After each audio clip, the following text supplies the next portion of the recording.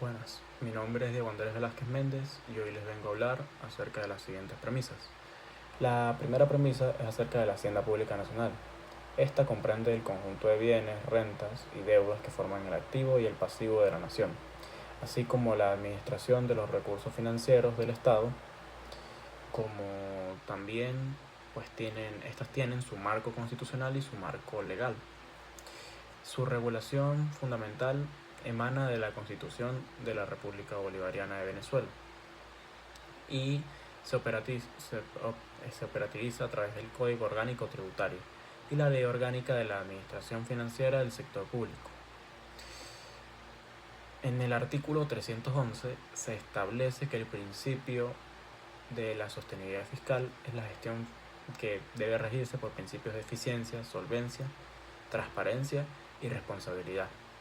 Y en el artículo 316 de la Constitución consagra el principio de progresividad. El sistema tributario procurará la justa distribución de las cargas públicas según la capacidad económica del contribuyente, protegiendo la economía nacional y elevando el nivel de vida de la población. En el artículo 317 se consagra el principio de la legalidad tributaria, donde dice que no podrá cobrarse ningún impuesto, tasa ni contribución que no estén establecidos en la ley, ni concederse exenciones o exoneraciones, sino en los casos previstos por ella. La administración y el control tiene sus componentes, la cual la COT regula la relación jurídica entre el Estado, que es el sujeto activo representado principalmente por el CENIAT, y los contribuyentes, que sería el sujeto pasivo en este caso. El activo, que son los ingresos ordinarios y extraordinarios, y el pasivo, que es la deuda pública y obligaciones contractuales. Se administra correspondientemente al Poder Ejecutivo Nacional mediante el Ministerio del Poder Popular de la Economía, las finanzas y el comercio exterior.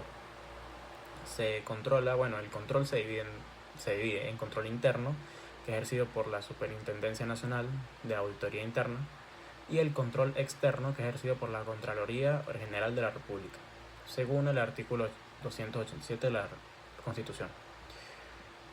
La segunda premisa son las fuentes de ingresos y la clasificación jurídica.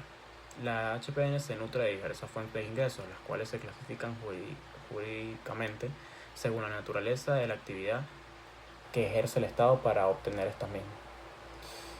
Lo primero son los ingresos originarios, que es la actividad comercial y patrimonial del Estado. Son aquellos que el Estado obtiene de su propio patrimonio o de sus empresas públicas, actuando de forma similar a un sujeto de derecho privado, aunque con fines más públicos. En el artículo 302 y 303 de la Constitución reservan el Estado de la actividad petrolera y otras industrias estratégicas, como por ejemplo puede ser los ingresos por la exportación de los hidrocarburos, o sea, del de PDVSA, y la explotación de recursos minerales. Después se habla de los ingresos derivados. En los ingresos derivados es el ejercicio del poder tributario, donde estos recursos son los recursos que el Estado exige de los particulares de forma coactiva, en ejercicio de su soberanía o potestad tributaria. Hablando de los fundamentos, en el artículo 133 se habla de que se regulan los ilícitos, sanciones y procedimientos según la COT. Se tiene su clasificación jurídica y también sus impuestos, que son prestaciones exigidas sin contraprestación directa. Ejemplo, el impuesto sobre la renta y el impuesto del valor agregado, impuesto a las grandes transacciones financieras, y esos son los impuestos. Y tiene tasas de contraprestación por un servicio privado individualizado, ejemplo, tasas aeroportuarias por servicios de registro público o notarías. Se puede hablar de las contribuciones especiales, que están destinadas a un fin específico que beneficia al contribuyente. Ejemplo, las cotizaciones al IUSS. O también hablamos de la siguiente premisa, que se habla sobre el modelo económico venezolano, definido constitucionalmente como un modelo de economía social y de mercado con fuerte intervencionismo estatal. condiciona de manera directa la estructura de ingresos del HPN. Su marco constitucional del modelo económico, según el artículo 299 de la Constitución, establece que el régimen socioeconómico del país está orientado a la justicia social, democratización económica y su eficiencia, donde el Estado promueve el desarrollo armónico junto a la iniciativa privada. En el artículo 300 de la Constitución faculta la creación de entidades públicas y empresas del Estado para atender el interés social. La interacción política y social y los impactos en los recursos dicen que en las últimas décadas el modelo venezolano transitó de un esquema puramente rentista petrolero a un escenario de severa contracción productiva, lo que obligó al Estado a buscar alternativas de financiamiento a través de leyes como la Ley Constitucional Antibloqueo para el Desarrollo Nacional y las garantías del pueblo venezolano, como también la Ley Orgánica de las Zonas Económicas Especiales en el 2022. Para analizar el impacto, el fuerte peso de la economía informal y la caída de la producción petrolera erosionaron la base imponible tradicional. Esto causó que en el sistema político dependa hoy excesivamente de impuestos indirectos e inflacionarios, como el IVA y el IGTF. Esta particularidad genera una regresividad práctica en el sistema, ya que los sectores sociales son más vulnerables, terminan pagando en proporción más en su consumo diario, contradiciendo el espíritu de la progresividad del artículo 316. La otra premisa es la inversión pública, ingresos y gastos.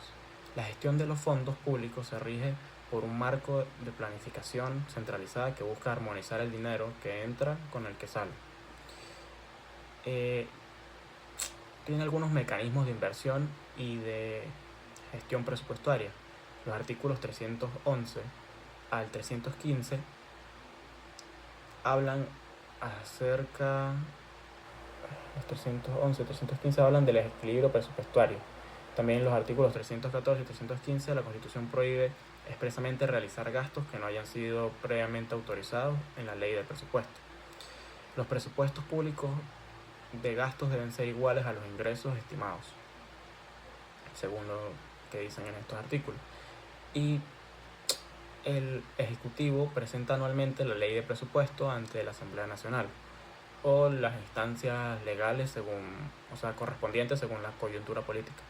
Los recursos para la inversión pública se canalizan a través del Plan Operativo Anual Nacional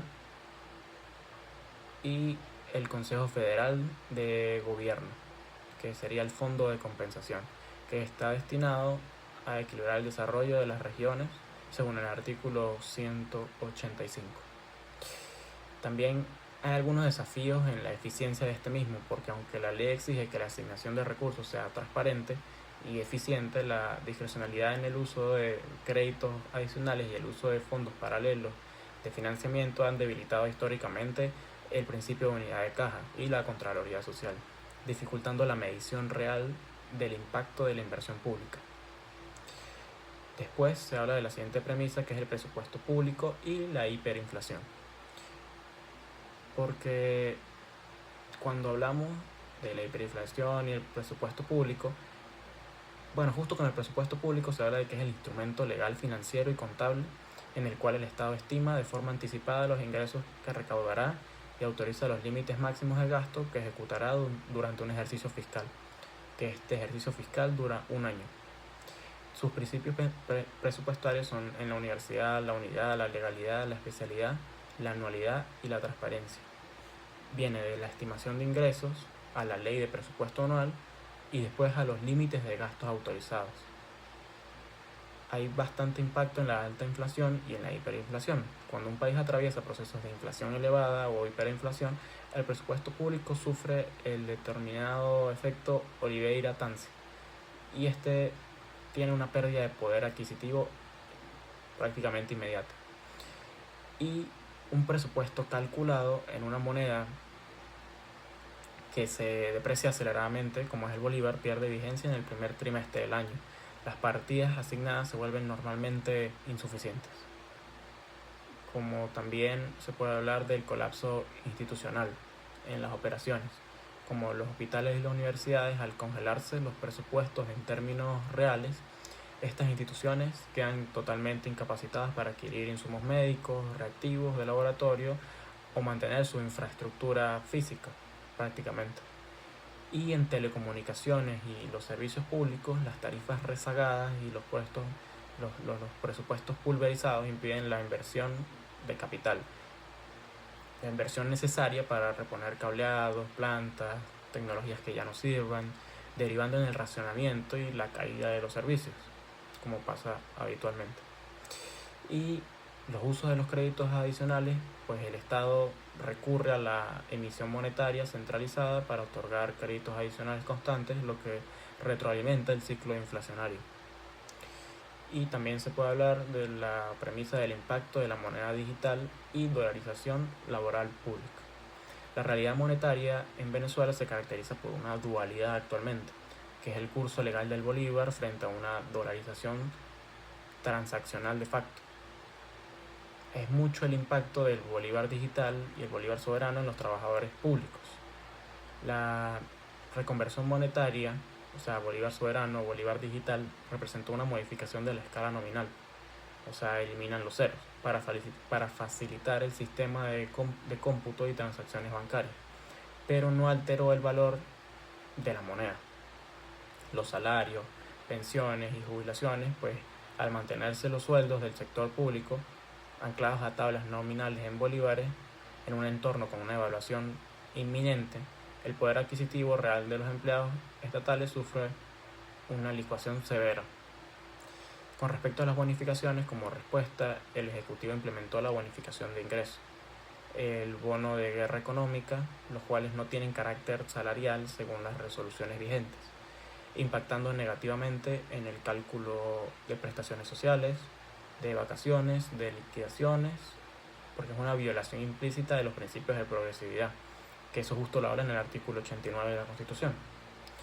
Y la posibilidad legal y la posibilidad económica de dolarización en el sector público, pues actualmente el artículo 318 de la Constitución es taxativo. La Universidad Monetaria de Venezuela, Bolivariana de Venezuela, la unidad es el bolívar, que forma las tablas salariales del sector público de forma exclusiva en dólares, requeriría una enmienda o una reforma constitucional, aunque la ley de índices o convenios cambiarios del BCB permiten transar en divisas, el Estado siempre está obligado a emitir sus pasivos laborales en la moneda nacional. Mientras tanto, para dolarizar las condiciones laborales, o sea, los sueldos y beneficios fijos en dólares de millones de empleados públicos y también los pensionados, el Estado necesitaría un flujo de caja constante y masivo en divisas, como los ingresos petroleros o la recaudación tributaria en dólares estables. Al no contar con prestamistas de última instancia internacionales ni capacidad de emitir los dólares, el Estado se arriesgaría a un impago técnico. Se bajan los precios del petróleo, solo si bajan los precios del petróleo. Pues nada, esa es mi posición y muchas gracias por su atención.